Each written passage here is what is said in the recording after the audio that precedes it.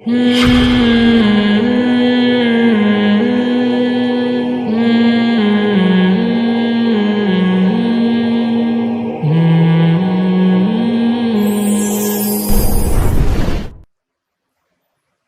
نبی صلی اللہ علیہ وسلم کی غذائیں کیا تھیں؟ ہمارے نبی صلی اللہ علیہ وسلم گھر میں کیسے رہا کرتے تھے؟ ہمارے نبی صلی اللہ علیہ وسلم بات چیت کیسے کیا کرتے تھے؟ یہ جو خلق کا لفظ ہے نا، خلق، انک لعلی خلق عظیم، اس کے بارے میں ایک کریکشن آپ ضرور کیجئے۔ ہمارے ہاں خلق کا ترجمہ یہ کیا جاتا ہے کسی سے اچھے اخلاق سے بات چیت کرنا، کسی سے نرم لہجے سے بات کرنا۔ یہ خوب سمجھ لیں، خلق کا اصل مطلب یہ نہیں ہے۔ خلق کہتے ہیں نیچر، وہ طبیعت جس پہ انسان کو ڈھالا جائے۔ ہر شخص کی ایک نیچر ہوتی ہے نا، کہتے ہیں بائی نیچر اچھا آدمی ہے، یہ بائی نیچر برا آدمی، کہہ رہے ہوتے ہیں نا لوگ، تبصرہ کر رہے ہوتے ہیں۔ تو خلق کا مطلب وہ نیچر جس پہ انسان کی پیدائش ہوئی ہے۔ اگر آپ کے دل میں کسی سے حسد ہے، جیلسی ہے، آپ کتنا ہنس ہنس کے بات کرتے ہیں، ہر بات سے پہلے شروع میں تھینک یو، آخر میں تھینک یو، درمیان میں کائنڈلی، جتنے بھی آپ اس طرح کے الفاظ لگا دیں، لیکن اگر آپ کے دل میں کسی کو خوش دیکھ کر حسد پیدا ہوتا ہے، جیلسی ہوتی ہے، تو آپ بائی نیچر ٹھیک نہیں ہے۔ شریعت آپ کے اخلاق کو اچھا اخلاق نہیں مانتی۔ آپ کے دل میں تکبر ہے، آپ کے دل میں شو مارنے کا شوق ہے۔ ہمارے ہاں اچھا اخلاق اسے سمجھا جاتا ہے کوئی نرم لہجے میں بات کرے، یہ بھی اخلاق کی ایک قسم ہے، لیکن قرآن و سنت سے جو ہمیں پتہ چلتا ہے خلق عظیم، اس سے مراد یہ ہے کہ آپ اندر سے ٹھیک ہو جائیں۔ آپ کی جو اندر کی بیماریاں ہیں، حسد، بغض، کینہ، لالچ، ایک دوسرے کی ٹانگیں کھینچنے کا جذبہ، یہ ساری چیزیں آپ میں کیا ہو جائیں؟ ختم ہو جائیں۔ تو ہمارے نبی صلی اللہ علیہ وسلم کی سیرت میں ہمیں جنگ بھی ملتی ہے، ہمارے نبی صلی اللہ علیہ وسلم کی سیرت میں ہمیں لوگوں سے لین دین کے طریقے بھی ملتے ہیں۔ جو سب سے اہم ترین چیز ہمارے نبی صلی اللہ علیہ وسلم کی سیرت میں ہمیں ملتی ہے، جس پر میں آج میرا ارادہ تھا کہ یہ میں آپ کے سامنے یہ پیغام ڈیلیور کر کے جاؤں گا، وہ کیا ہے؟ ہماری پیدائش کا مقصد۔ اسلام کے علاوہ دنیا میں کوئی بھی ایسا مذہب نہیں ہے، اسلام کے سوا دنیا میں کوئی ایسی قوم نہیں ہے جو آپ کو آپ کی پیدائش کا مقصد بتاتی ہو کہ ہم کیوں ہیں۔ دیکھیے، اگر کوئی شخص منزل کا تعین کیے بغیر گھر سے نکلے تو کیا وہ کبھی صحیح ٹریک پہ چل سکتا ہے؟ اگر آپ کہہ دیں گے نا نہیں، تو مجھے خوشی ہوگی کہ میں ٹی وی میں نہیں آ رہا۔ جب ٹی وی میں کوئی آ رہا ہوتا ہے نا تو پھر وہ جواب نہیں دیا جاتا اس کو، ٹھیک ہے نا۔ آپ مجھے بتائیے، آپ گھر سے نکلے، آپ کو پتہ ہی نہیں ہے کہ آپ کی منزل کہاں ہے، آپ نے جانا کہاں ہے، صحیح ٹریک پہ چل سکتے ہیں آپ؟ نہیں چل سکتے۔ ہم دنیا میں آئے اور ایک وقت آئے گا ہم اس دنیا سے نکل جائیں گے۔ ایک شخص بس میں بیٹھا اور اسے معلوم ہے کہ ایک ٹائم کے بعد مجھے بس سے اتار دیا جائے گا۔ ٹرین میں بیٹھا، اسے معلوم ہے کہ ایک ٹائم کے بعد مجھے ٹرین سے اتار دیا جائے گا۔ جہاز میں بیٹھا، اسے معلوم ہے کہ ایک وقت کے بعد مجھے جہاز سے اتار دیا جائے گا، تو اسے پتہ تو ہونا چاہیے نا کہ میں اتروں گا کہاں۔ کیا خیال ہے؟ ایسے ہی جا کے ٹرین میں بیٹھ گیا اور پوچھ رہے کہ یہ جا کہاں رہی ہے، تو یہ ساری زندگی کنفیوژن میں گزارے گا کہ نہیں گزارے گا؟ تو اسلام کا سب سے بڑا احسان اور رسول اللہ صلی اللہ علیہ وسلم کا سب سے بڑا احسان انسانیت پہ یہ ہے کہ آپ صلی اللہ علیہ وسلم نے انسانیت کو اس کی پیدائش کا مقصد بتایا ہے۔ قرآن چونکہ نبی صلی اللہ علیہ وسلم پہ نازل ہوا اور نبی کے ذریعے ہم پر پہنچا۔ آپ کسی گورے سے سوال کریں، کسی بھی دنیا میں کوئی بہت بڑا لیکچرار ہو، آپ اس سے سوال کریں بھئی ہماری زندگی کا مقصد کیا ہے، وہ ہر سوال کا جواب آپ کو دے سکتا ہے، لیکن اس سوال کا جواب اس کے پاس نہیں ہے۔ یہ واحد قرآن ہے جو بتاتا ہے۔ وہ کیا کہتا ہے قرآن؟ الذی خلق الموت والحیات لیبلوکم ایکم احسن عملا۔ اللہ کہتے ہیں میں نے انسانوں کو اس لیے پیدا کیا، لیبلوکم، وہ اللہ تمہیں آزمانا چاہتا ہے، کہ تم میں اچھا عمل کون کرتا ہے. تو ہماری اور آپ کی پیدائش کا مقصد کیا ہوا؟ یہ آزمائش ہے کہ ہم میں اچھا بن کے کون دنیا سے جاتا ہے اور برا بن کے کون دنیا سے جاتا ہے. یہاں تک بات سمجھ میں آئی آپ حضرات کے؟ تو یہ ہماری آزمائش ہے. اب اس کا ایک طریقہ وہ تھا جو پہلے مذاہب نے اختیار کیا. اچھا بننے کے لیے انہوں نے کہا کہ دنیا کو چھوڑ دو, جنگلوں میں نکل جاؤ اور جا کے اللہ کی عبادت کیا کرو. جو جتنی زیادہ عبادت کرے گا آخرت میں اس کا مقام اتنا ہی اونچا ہوگا. لیکن نبی صلی اللہ علیہ وسلم نے ہمیں یہاں بھی گائیڈ کیا کہ اچھے کی ڈیفینیشن یہ نہیں ہے کہ تم دنیا چھوڑ کے کہاں نکل جاؤ, جنگلوں میں, یا 24 گھنٹے کے لیے مسجدوں میں جا کے بیٹھ جاؤ. بلکہ آپ صلی اللہ علیہ وسلم نے صاف طور پہ فرمایا لا رہبانیت فی الاسلام, اسلام میں رہبانیت نہیں ہے, کچھ چھوڑنے کی تمہیں اجازت نہیں ہے. جس شعبے سے تم متعلق ہو اسی میں ایکسیلنسی پیدا کرو, اسی میں اچھا بننے کی کوشش کرو. میں اکثر ایک واقعہ لوگوں کو بتاتا ہوں. کسی میڈیکل کالج میں ایک لڑکا پڑھ رہا تھا, اس نے مجھ سے سوال کیا کہ آپ مجھے یہ بتائیے کہ اسلام میں میڈیکل کالج میں پڑھنے کی کیا فضیلت ہے. بھائی اسلام میں نماز کی فضیلت ملتی ہے نا, لوگ نماز پڑھتے ہیں. اسلام میں حج کی فضیلت ہے یا نہیں ہے؟ حج کرتے ہیں لوگ لاکھوں روپے خرچ کر کے. اسلام میں جہاد کی فضیلت ہے, بارڈر پہ لڑتے ہیں جا کے. تو میڈیکل کالج کی کیا فضیلت ہے اسلام؟ انہوں نے کہا مجھے تو کوئی ایسی حدیث نہیں ملی کہ نبی صلی اللہ علیہ وسلم نے فرمایا جو MBBS کرے گا اس کو یہ ثواب ملے گا. بھائی تو میں کیوں پڑھوں؟ میں نے ان سے کہا, میں نے کہا آپ نے کیا قرآن کی آیت نہیں پڑھی؟ من احیاها فکأنما احیا الناس جمیعا, جس نے ایک انسان کی جان بچائی اس نے گویا تمام انسانوں کی جان بچائی. تو آپ کیا سمجھتے ہیں کہ ڈاکٹر اس فہرست میں داخل نہیں ہے؟ ڈاکٹر اگر ایمانداری کے ساتھ پڑھے اور ایمانداری کے ساتھ علاج کرے تو اپنی موت سے پہلے وہ لاکھوں لوگوں کی زندگی کا ذریعہ بنتا ہے کہ نہیں بنتا؟ تو اسلام نے آپ کو میڈیکل کالج میں پڑھنے سے نہیں روکا. اسلام نے آپ کو کیا کہا ہے کہ اگر آپ میڈیکل کالج میں پڑھ رہے ہیں تو یہاں آپ کا مقصد پیسہ کمانا نہیں ہونا چاہیے, آپ کا مقصد انسانیت کی خدمت ہونی چاہیے. کل میرا بیان تھا ایک یونیورسٹی میں, ایک انسٹیٹیوٹ میں, جہاں طلبہ زیادہ تر ACCA کر رہے ہیں, چارٹرڈ اکاؤنٹنٹ بنتے ہیں نا پاکستان میں. تو وہ مجھے کہنے لگے, ایک سوال ان کے ذہنوں میں بھی آتا ہے کہ یہ جو ہم علم حاصل کر رہے ہیں اس کی کیا فضیلت ہے؟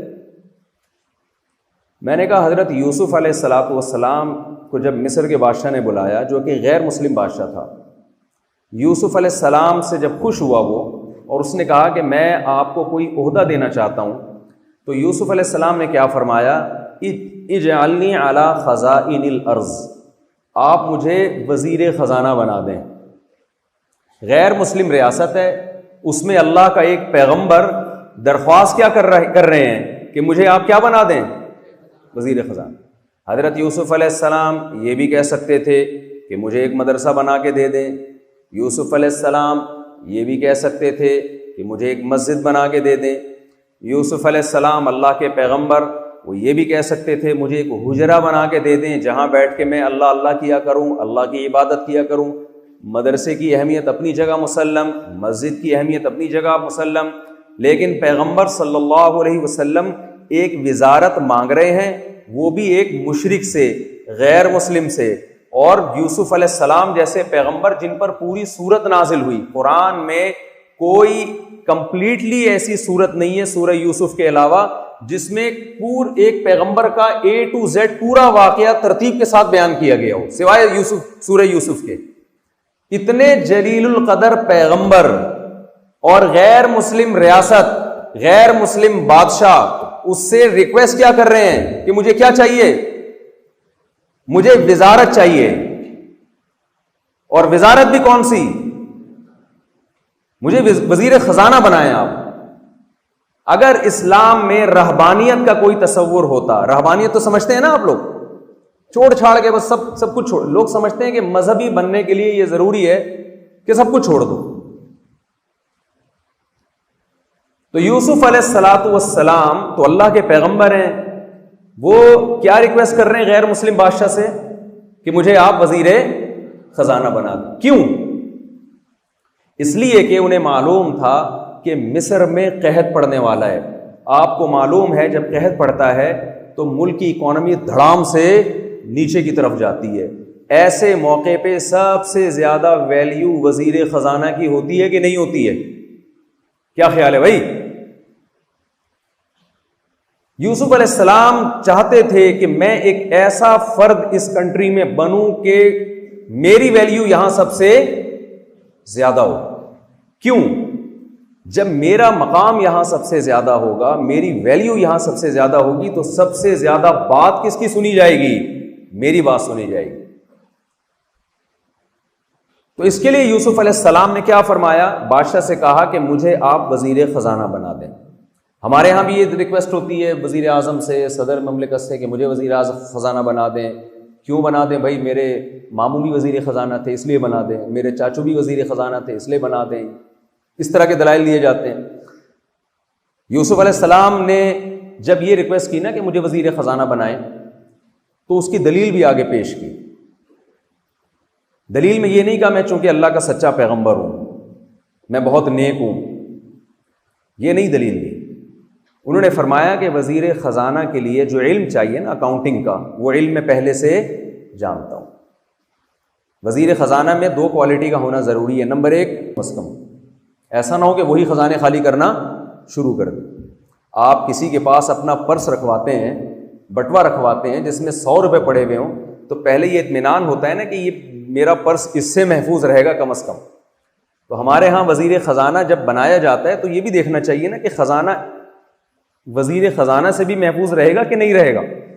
تو یوسف علیہ السلام نے کہا حفیظن، سب سے پہلی بات یہ کہ میں ایماندار ہوں، دیانتدار ہوں، میں خزانوں میں خیانت نہیں کروں گا. دوسری دلیل یوسف علیہ السلام نے یہ دی علیم، میں یہ علم بھی جانتا ہوں کہ جب ملک کی اکانومی دھڑام سے نیچے جائے گی تو اس اکانومی کو اسٹیبل کیسے رکھنا ہے، یہ علم اللہ نے مجھے عطا کیا ہے. تو 2 قابلیتیں تھیں یوسف علیہ السلام میں.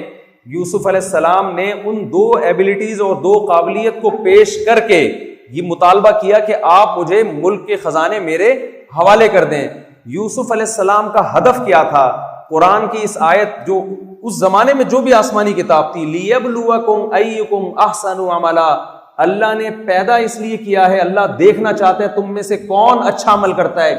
یوسف علیہ السلام جانتے تھے کہ اگر میں وزیر خزانہ بن گیا اس کنٹری کے اندر تو میں جتنا اچھا وزیر خزانہ بن کے اللہ کی نظر میں اچھا بن سکتا ہوں، اچھا عمل کر سکتا ہوں، وزیر خزانہ بنے بغیر میں اتنا اچھا اللہ کی نظر میں نہیں بن سکتا. سمجھ میں آ رہی ہے بات کہ نہیں آ رہی ہے؟ اب آپ کہیں گے یار وزیر خزانہ وزارت کا عہدہ قبول کر رہے ہیں، ریکویسٹ کر رہے ہیں، اور مقصد کیا ہے؟ اللہ کو راضی کرنا.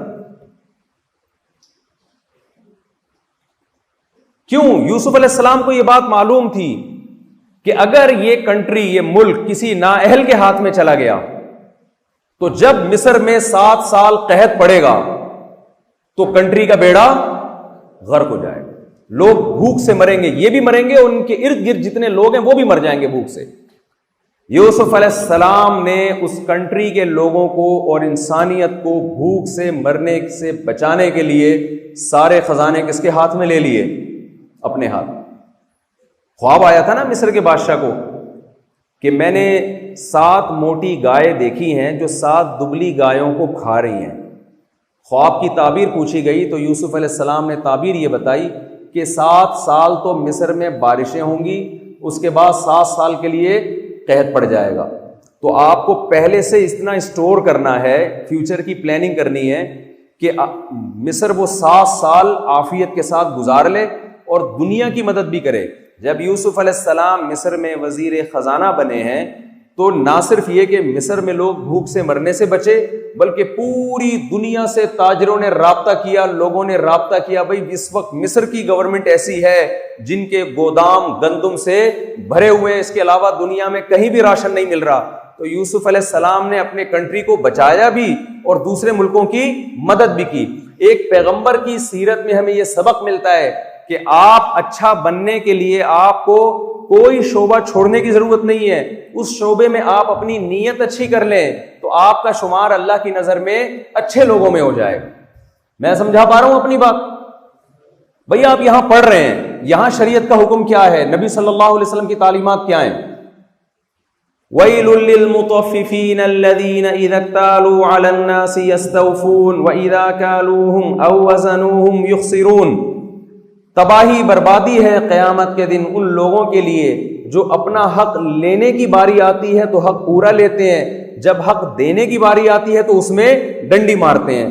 آپ پر یہاں ملک اور قوم کے وسائل خرچ ہو رہے ہیں، یہ آپ حق ہے جو لے رہے ہیں، لیکن قوم آپ سے بھی مطالبہ کرتی ہے کہ جس بیسس پر آپ کو یہاں آپ پر جو وسائل خرچ ہو رہے ہیں آپ ان معیارات پہ پورا اتر کے دکھائیں۔ اگر آپ اس معیار پہ پورا نہیں اترتے، آپ محنت میں سستی کرتے ہیں، آپ لا کو فالو نہیں کرتے، آپ ٹیچرز کا احترام نہیں کرتے، اس کا مطلب اپنا حق لینے کی باری میں آپ تیز ہیں لیکن حق دینے کی باری میں آپ کیا کر رہے ہیں؟ گڑبڑ کر رہے ہیں۔